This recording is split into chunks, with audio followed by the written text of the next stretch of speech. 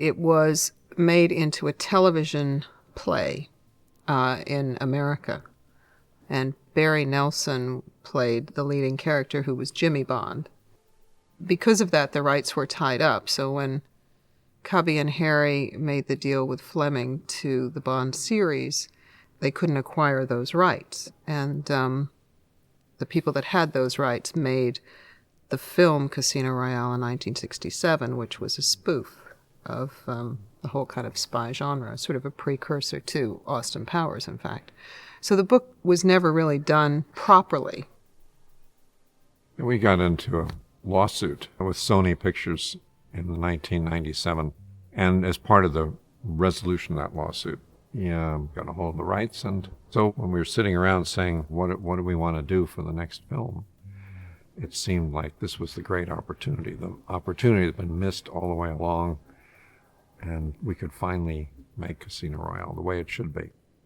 Having decided to do the book, it's supposed to be Bond when he just gets his 00 license, and Pierce is too old for that. Clearly, someone else had to do it because and they need somebody younger. From the moment we decided we were going to make Casino Royale, obviously the biggest challenge was trying to find an actor who could play James Bond at the beginning of his career as a 00. And one of the very first names that came up in discussion was Daniel Craig. And Barbara Broccoli, the producer, said, "What do you think of him?" I said, "I think he's fantastic." For Bond? And she went, "Well, yes, what else?" I was rather like Debbie. I wasn't sure because, I had to get out of my mindset that it was Pierce or Roger Moore or whatever. We had a different tone to the story. It was completely from left field. I just didn't see myself doing it. I didn't see myself taking on something like this because I had other ideas, other things I wanted to do as an actor. But probably because of the fear of the unknown as much as anything, because unless you get involved with something like this, you don't know what it takes to make a movie like this. I kind of figured they were covering their bases. They needed to talk to as many people as possible and see what reaction they were going to get. And I just considered myself to be part of that process. And very nice, thank you very much, but, haha, let's move on. And they weren't. They were serious. The character that Ian Fleming created is a very complex character and has been played, obviously, by many actors, and each one of those actors has sort of focused on different elements. And for this particular one, we thought Daniel was the right guy. It's a harder script. It's a much more realistic script. It goes back to From Russia with Love. I loved the idea of us becoming James Bond during this and seeing that journey, but also emotionally what it took to become James Bond, because the Bond we know is someone who's really emotionally shut off. And certainly Fleming talks about that in his book. The script was very exciting to read. I saw potential that I hadn't thought of before, and I saw other things that could be put into the film, which I thought other people hadn't seen before. So all of those things just tied in. It became, from that point onwards, there was no turning back. Well, I must say the test that we're doing are fairly elaborate tests, and we're doing sort of a couple of major scenes, to be honest. They need to see what they're getting themselves in for. You've got to go and see if you can do it. That was a day that really was tricky because that was a full day's filming, and I think at the end of that, that was a realization that suddenly, oh God, what am I doing? Barbara wanted to tell me herself, and I'd already sort of gone out shopping and was somewhere else, had moved on, was sort of waiting, and then the phone call, and she sort of went, "Over to you, kiddo," and that was it. I sort of woke up in the morning, got driven down to HMS Belfast, where the Royal Marines were waiting. And sorry, I haven't actually thought about it. It's just or spoken to anybody about it. We've got 3 Raiders down there, and we're going to give him his opportunity to arrive on the scene as James Bond with a little bit of panache. Oh yes, that is Daniel. Well, do you want to get this guy? Just get in the back. Yes, mate. How are you feeling? Oh well, Yeah. Ask me in an hour's time. I'm pinching myself, basically. Good. Well, I'm going to go. Good luck. Cheers, mate. Okay, Daniel. There'll be all, a ravenous media wanting to pass judgment on them. You know, as always with Bond, that's what happens. You're guilty until proven innocent. Well, I think going to Prague, where we hadn't made a film before, it was new for all of us. And that, I think, energized us, too. There was no familiar. There was just, everything was kind of for the first time. We've had Daniel for a couple of days now. He's sort of basically straight in at the deep end. He's got 4 big scenes involving action coming straight up. Well, he's obviously done bits before on films, Tomb Raider, Layer Cake, he's done his own sort of bits, but we always, you know, when we get people, we have to sort of go back to basics. And he looks like he's got the hang of that. Getting there, yeah. No, he's good, yeah. Has he been a good pupil so far? When he listens, yeah. No, he's good. He's quite attentive, actually. He's got a good attention to detail, so he wants it to look right, and he wants to do it right, so. This is the work you've got to do. I mean, you've got to work hard, that's it. Work hard to get it right. Or drill it to get it right, so. I mean, we're going to kick off this Friday, and just looking forward to it. I just really want to get it done. The worst thing is, anybody, from crew member to actor to anybody, the worst day is the first day shooting. They're putting film in the camera, it's for real. The next thing they're going to film it's going to be in the cinemas, and it's nerve-wracking, but we started off by doing a sequence where I basically was kicking the shit out of people for a week, and actually I think that was the best way to start. It kind of broke the ice somewhat. Stand by. Action! Right, here we go. Warner, please.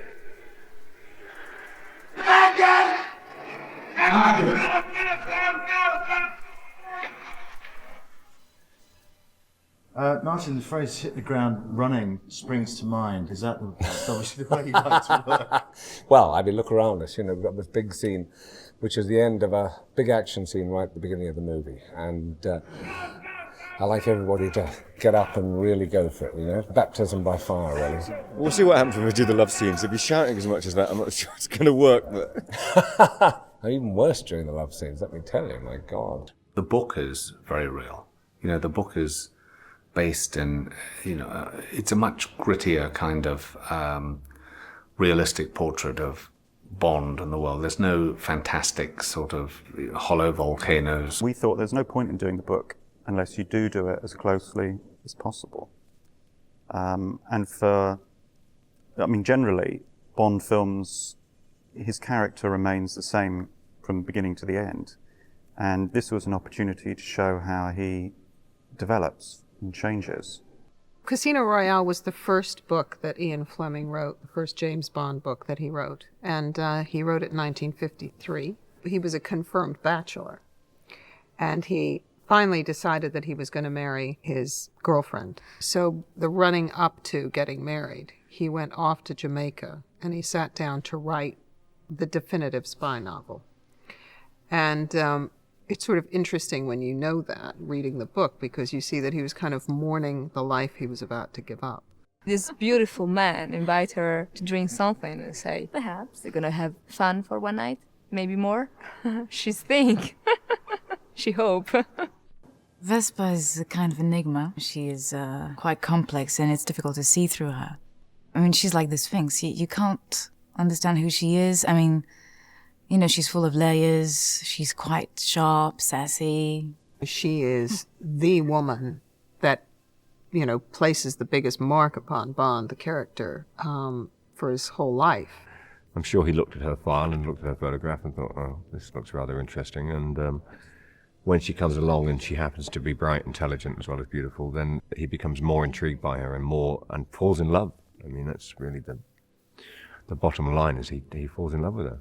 If you think about it on a timeline, it makes no sense because, you know, we have a new Bond, but we have Judi back. The truth is that there's no way you could not cast her in the part again, no matter how screwed up the timeline is. You know, she's just M and there is nobody else. I think the fact that M is Judi and therefore female is an incredibly important part of what Bond now is. Because he is a bit of a misogynist and she is the perfect balance. Because basically she looks after him. She keeps him alive. Fortunately, I don't have to do any of those things like put this piece of machinery together and fit in a few wires and things, which I did. I can't remember what Bond. I remember watching it and my husband saying, "You're not going to try and save the world, are you, Jude?" He said, "Because we've had it." So, thank goodness I didn't have to do that again, because I can't work an ironing board. Well, of course, it was a whole change of pace because we were in the Caribbean. I mean, there's half the crew up to their waist in water, filming off a beautiful beach in the Bahamas. I mean, it sounds awful, doesn't it? Yes, I tried on quite a few pairs of swimming trunks, yes. The Ursula Andress, yeah, that was me. What was I thinking? What were you thinking? It's only a tiny moment in the movie, I promise you. And hopefully not a tiny moment in the movie. I'll take that back. The other thing is that we're supposed to be in Madagascar at the beginning of the movie, and of course this doubles for Madagascar. Dan, you look a mess. Explain yourself, man. No, it's just a tough night, that's all. People think it's jump. It's not about jump, it's about movement, combination. Some people think my discipline, it's an extreme sport, but for me it's an art. I'm feeling more close to a dancer, more close to people do Tai Chi Chuan or yoga. It's street art, I think, as well as a sport. It's an art form, and Sebastian's particularly good at it. That was a classic example as we rehearsed this fight on the ground, and you do that over and over again. You do the fight, that's great. You do that, and we're really good at that. I like that bit. And then you get 200 feet up on a crane. There's no time to have a fear of heights. You've got to get up there and do it. I mean, and it was borderline fun and fear. You've got two lonely figures running across a crane and jumping from one crane to the other crane. There's no way to fake it. They do it. They actually do it. It did shake me, but it didn't. It really was.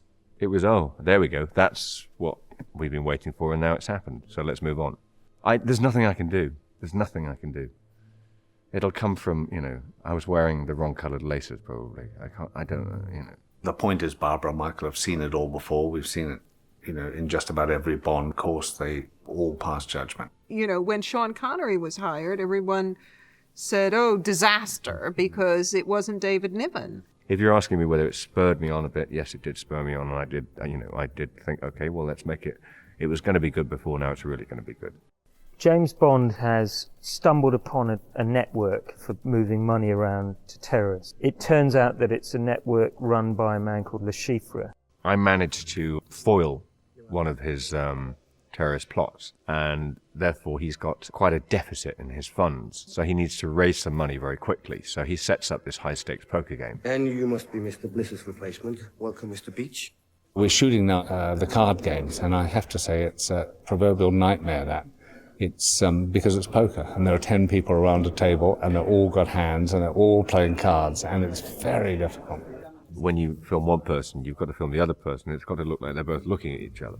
And invariably, at some point, somebody will look at each other, and it won't look like they're looking at each other. Now, add to that the fact is they've got cards in front of them and a pile of chips, which every time you cut to them on a continuity level has to be accurate. It keeps being exciting for some reason. I mean, especially the hand where I win a lot. Even though we knew that it wasn't our money and we know that it's, we're filming a card game, when you're pushing sort of 50 million into the middle of the table, it didn't matter. It didn't matter that we knew that, that he was going to lose or I was going to lose. There was always a nice frisson about it. Every time he hands me those cards and I see his two jacks, I still go, yes. It's just ridiculous. And I can see on Daniel's face when he loses. He doesn't like it. We hired 9 people to play against Bond. So we've had to educate all the actors so they look like they are poker pros. Frankly, it feels very natural. It feels very natural and very easy. It doesn't feel like it's forced. And, it's owed to, the amount of rehearsal that we put in, around the poker table, away from set, and on set. In order to make the sequence exciting, we need to have events taking place to create the dramatic atmosphere. I think the fights should make you wince a bit. It was painful, and it should look painful. It was really painful. I think we've made a remarkable movie. What people then think of it, that's in the lap of the gods. It just depends if we get it right. I'm not lying when I say to you the only way to do that is to forget it's a Bond movie, is to get on and making the best movie you can. And all the Bond sort of sorts itself out. The world has changed a lot. It's a more serious world. And we expect our heroes to, I think, fight the battles with better judgment and more responsibility and with less frivolity. From tiny decisions in costume to whether we blow 14 tankers up or not, they all have to be thought through and all have to be thought through with exactly the same energy. Because a lot of people are going to be watching and a lot of people have very high expectations. The stunts are as near to real as they can possibly be, which in this case is very real. This is a very tough and hard Bond at the beginning of the movie. I'm passionate about my art and I will fight him tooth and nail to do it for real. We've been doing the middle part of the opening sequence, which is basically Bond chasing Bomber through a construction site, all up the girder work, up these cranes, down the inside of the building and back out again. When we're looking for a building under construction for a film company, it's just about impossible to find because by the time you go and look at a building, you have to plan to work there, and then by the time you're done planning, the building's moved on and probably finished. But this place, being an abandoned building, it was easy for us to make it look like a construction project that was still going on. Everything in the Bahamas is imported anyway. They don't have anything really here, so we had to bring all our own equipment. I think we had about 12 40-foot containers. It was just a logistical shipping nightmare as well, to get it all here, obviously, for enough time to start building the set, to have it ready for shooting. So we had about 6 weeks prep to get everything ready by the time the shooting crew turned up. Sebastian, who plays our bad guy in that sequence, is a free runner, and it was my job to try and keep up with him. The free running came in because our writers suggested. We looked at some tapes. We thought it would be an exciting thing to introduce. Something very functional, very efficient, more than to do something like tricks, something like this. It was important to get a sequence that was unusual and different. And it's a foot chase. It's simply the two guys, one chasing the other. And you have this free runner who's incredibly lithe and powerful. He can run and jump almost like a ballet dancer, against Bond, who has the power and the strength but doesn't have the finesse. This scene's all about stunts. It's a very fast-paced action sequence, a lot of breakaway special effects, bits and pieces. So it's just a one continuous journey all the way through. It's really, really fast, free running. Bond chase me now, like all the time. But now he's with a digger, and the digger will crush the house over there. And me, I have to fire him like this, bang, bang, turn, bang, and running. We've got a 17, 18 ton digger, up to about 35 mile an hour. Great big run up of about 300 yards, and going to hit the side of that truck there. We've got a few pyros in there, a few sparks, and a lot of debris. All these things, blah. This is why I need to run very fast. This is a stunt, okay? And, you know, God forbid, anything goes wrong, his brakes jam, anything like that, or whatever happens, fails, it can just keep coming. So we don't want anybody in this area here at all. All the unit, keep way back. If you're not involved in the shot, you've got to keep well back. There was an existing opening in the concrete slab, which they basically filled in with a steel frame, which was then filled in with breakaway slab. The course has been worked out very carefully. When the digger hits the slab, basically the whole thing crumbles. So that was all worked out by special effects. And the size of the digger, obviously, which is massive in relation to the building. Then it's all finished to look like concrete, and hopefully you don't realise it's not real. We came up with the idea back in England that it would be nice to see the bucket hit the concrete, and it basically causes a wave of concrete behind the bomber. So Chris Corbold built a couple of rigs and experimented with them, and he came up with what he came up with. And Martin's whole brief on all this is we want to do it for real, and we want to do it for real as well. For us, it's so much more satisfying. Marvin done a fantastic job of leaving the timing just perfect. Back down! Back down!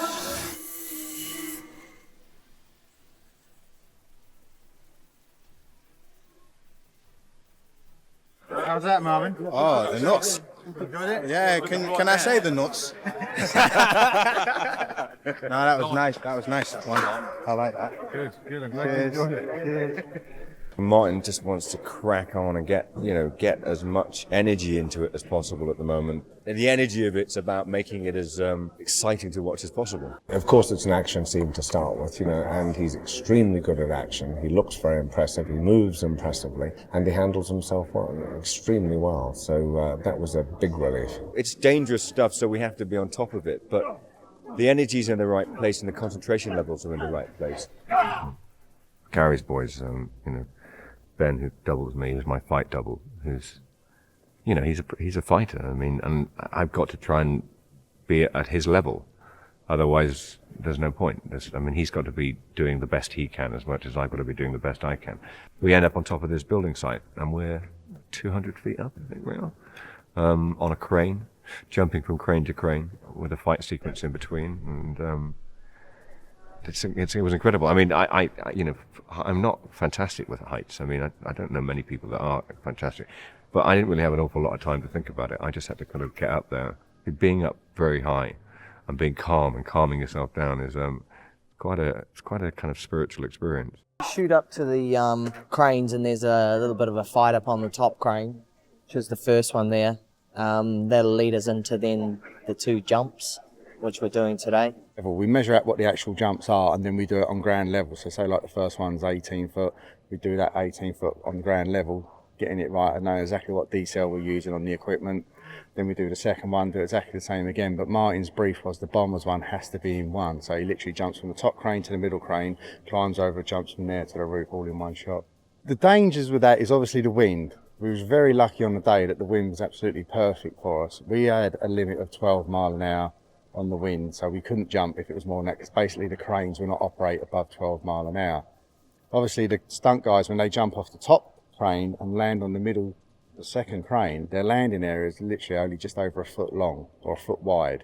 So when you're sort of up 140 foot looking down and you're literally looking at like a foot by 2 foot landing platform, it's not sort of fantastic.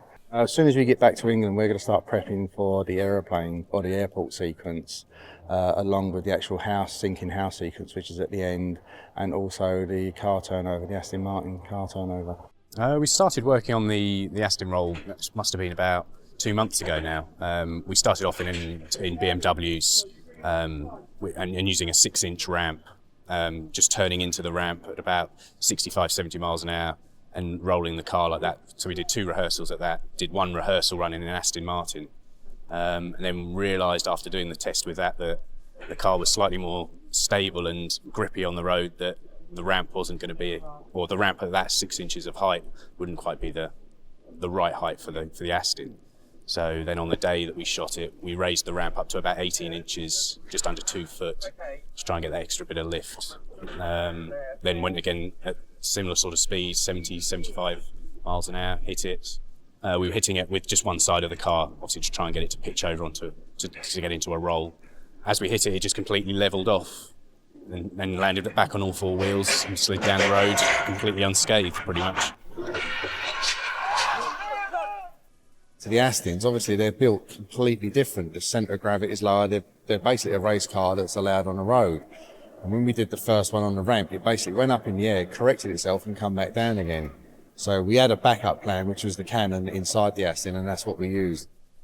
Special effects guys had put in a cannon which sits just behind the driver's seat, which has a cylinder that then, as you press a button, releases a load of air, which punches the cylinder into the road, which then in turn turns the car over. Our main concern was literally just get 1 roll out of it and I'll be happy, sort of thing. It's a fairly violent sort of ride. You do get thrown around a fair bit inside, and it's just a case of really holding on, and as the car's going over, you're anticipating the impacts. Cut it! Let's get the boys in, please. Everybody in. Back clear. It's a huge sequence. Miami Airport, we bring into the equation tugs, petrol tankers, luggage, all of these things combined. I mean, it's terrifying. The airport's quite interesting. We've got a big tanker and a big tug that normally tow the big 747s about. They have a huge chase across an airport and basically destroy everything that gets in their path. I've obviously had experience with tankers before and licence to kill, and they are a beast to start working with. They're quite a few tons hurling around. Obviously we've got to improve on what we did on licence to kill. A plane is coming into land on this runway. So imagine a jumbo over there coming into land, and this tanker's having a chase with another car. So as the plane goes over the top, the engines create a thrust and the car gets blown away. So what we're hoping is this rig is going to bring the car this way, send the car in the air, floating across this way, as though it's been blown by the jet engine. We tried it once, yeah, and it was quite successful. But this is going to be a bigger run, hopefully. So we're just upping the ante each time. So hopefully we're not going to break anything, and it's going to fly through the air. Well, we're trying to protect the runway from being damaged by the car when it flies up. If you hit this runway, it might gaunt you. Yeah, it could really damage it, and obviously will cost an awful lot of money. So they're just trying to figure out how to get it to land over there in the old section. Well, we missed the runway. When you do your first Bond movie, what you discover is that you know, the action sequences, they take a long time and they take a lot of work. And second unit get on with that, and they have to, because things go wrong and things don't work. They have to repeat them, and you know, you blow up 4 trucks, you need to repair them again before you can blow them up again. Probably the biggest stunt that we have from this scene, where the tanker goes through the bus, which is, it's a very precise stunt. You've got a 6-ton tanker hitting like a 10-ton stationary bus, basically. So obviously that is, you know, a worry. You know, you're trying to eliminate all the dangers. Obviously, you know, it is a stunt and things can go wrong. You have to have them in a movie like this, and they have to be right, and they have to be accurate, and they have to be worth watching. And if something happens, the next thing that happens has to better the previous thing. We are in the sinking house set, which is towards the end of the film. We're now inside. We've obviously done our bit in Venice, which established this. We're now inside. Bond's just got inside the house, making his way to try and rescue Vespa. Vespa is stuck in the elevator, and it's dropping, and I'm quite scared of heights, so, you know, it's just a bit scary. And sometimes, no matter how much you trust those people, you know, you can't help thinking, oh my God, it's gonna drop for real. Pretty exciting stuff, but a very, very difficult set to work in, because obviously there's not much space to move. Water always dictates its own pace in terms of schedule. Safety is paramount, and there are a lot of balustrades up here where there's a big drop down, so we've got to be careful. So it's not the easiest set in the world. The whole set is built on a gimbal, and it's huge. And Chris Corbold, who's the genius special effects guy we've got, has put it on a gimbal. It moves in any direction, and it sinks something like 15 or 20 feet. I remember when I first started on the film, they said, this is going to be the Bond, which is dark, gritty, there's going to be no gadgets, gizmos, and then they throw this one at us, which is the biggest rig we've ever built on any Bond in my career, or any other film in my career. It has been a learning curve, you know, find out all the little ins and outs of what you can and can't do, and iron them out before the shooting crew get there. The audience, you know, they still like to see somebody taking a risk. However calculated the risk is, you know, it's like the guy jumping off the dam. You know, a real guy did that, and I think the people respect that, rather than a big blue screen with shot against blue screen or cheated or digitally put in. You know, that's a real feat of, you know, bravery, I think, when people are doing that. And I think the audience still like that.